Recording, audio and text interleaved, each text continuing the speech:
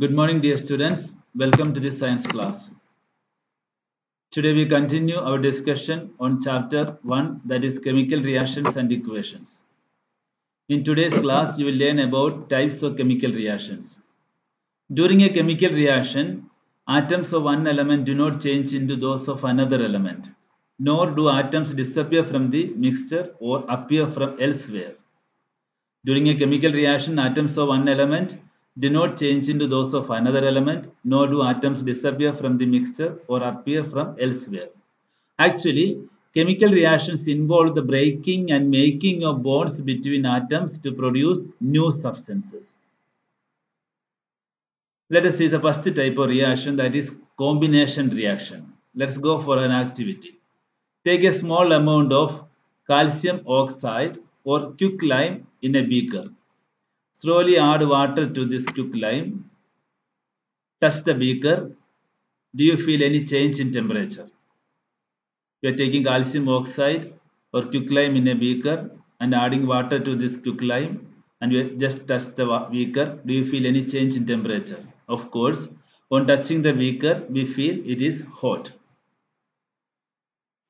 Here, calcium oxide reacts vigorously with water to produce Slaker lime.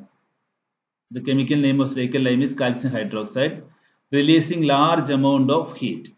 Calcium oxide, quicklime, reacts with water to form calcium hydroxide or Slaker lime, releasing a large amount of heat. In this reaction, calcium oxide and water combine to form a single product called calcium hydroxide.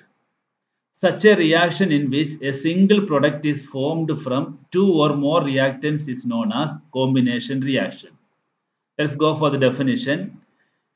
When two or more substances or elements or compounds combine to form a single product, the reactions are called combination reactions. The other examples of combination reactions: burning of coal. Here carbon reacts with oxygen to form carbon dioxide. Formation of water from hydrogen and oxygen. The hydrogen gas reacts with oxygen gas to form water. During certain chemical reactions, large amount of heat is evolved. This makes the reaction mixture warm. So reaction in which heat is released along with the formation of products are called exothermic chemical reactions. So reactions in which heat is released along with the formation of products are called exothermic chemical reactions. The other examples of exothermic chemical reactions: burning of natural gas. Here methane reacts with oxygen to form carbon dioxide and water. Then second one is the respiration.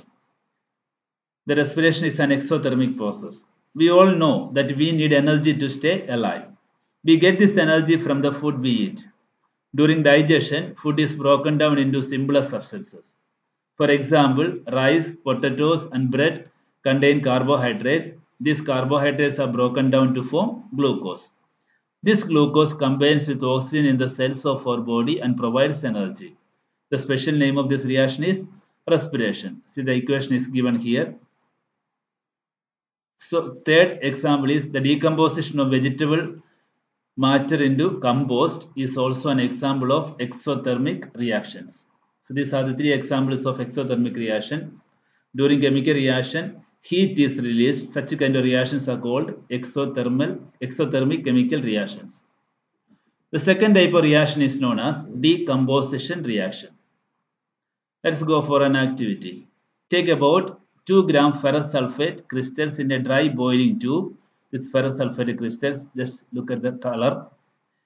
Note the color of the ferrous sulfate crystals. Heat the boiling tube over the flame of a burner or spirit lamp. Observe the color of the crystals after heating. We are taking 2 grams of ferrous sulfate crystals in a boiling tube and we are heating it. Just observe the color of copper sulfate crystals after heating. You can see this color change.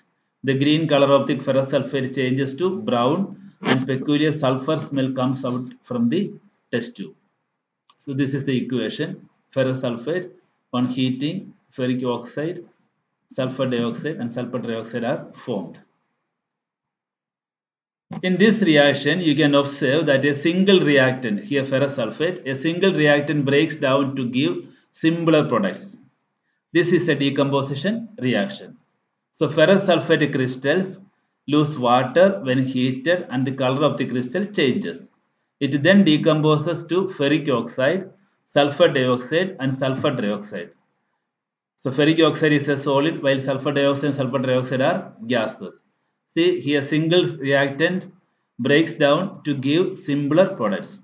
So this is a definition. In decomposition reaction, a single substance decomposes to give two or more substances. Decomposition of calcium carbonate to calcium oxide and carbon dioxide on heating is an important decomposition reaction used in various industries. We can see that reaction here. Calcium oxide is called lime or quicklime. It has many uses. It is used in the manufacture of cement. And when a decomposition reaction is carried out by heating, such kind of reactions are called thermal decomposition. When a decomposition reaction is carried out by heating, it is called thermal decomposition. For example, calcium carbonate on heating produces calcium oxide and carbon dioxide. So this is an example of thermal decomposition.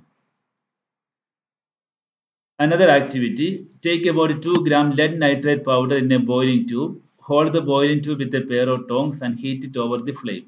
What do you observe? 2 gram lead nitrate is taken in a boiling tube and we are just heating it over the flame.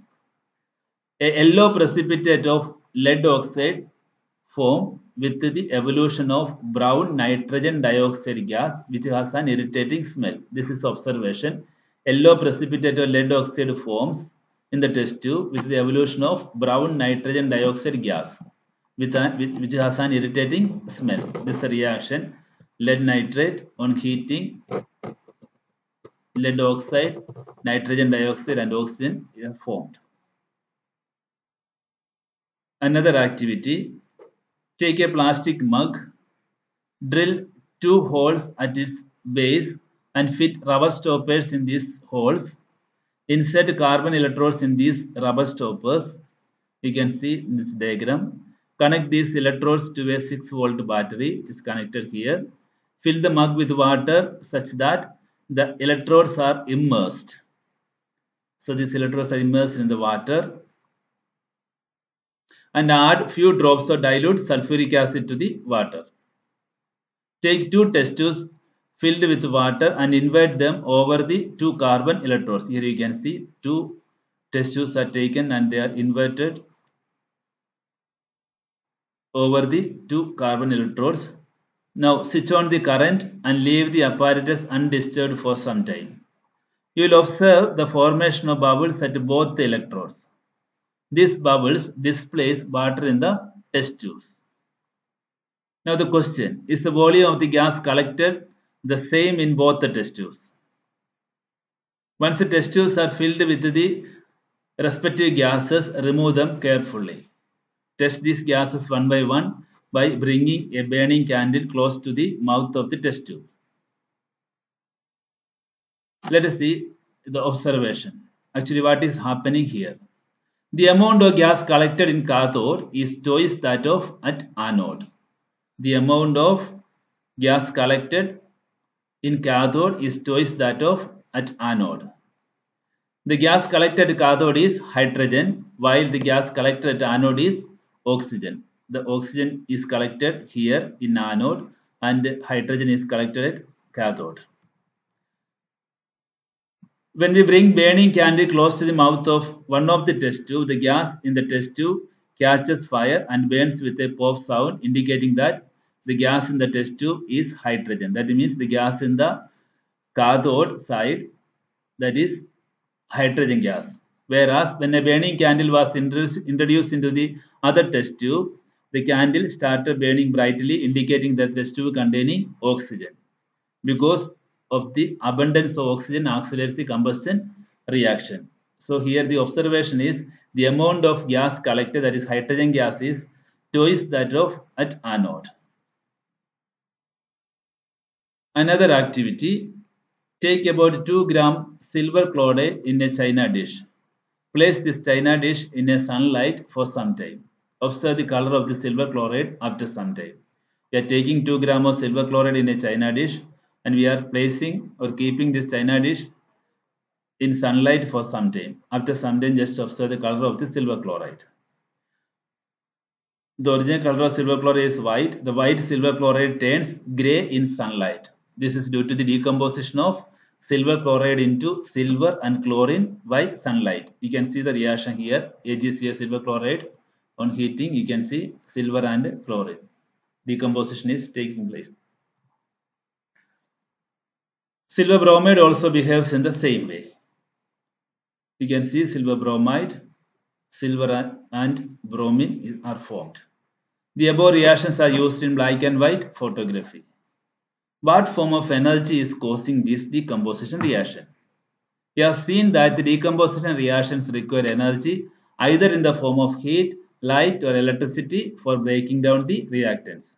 So the decomposition reactions require energy either in the form of heat, light or electricity for breaking down the reactants.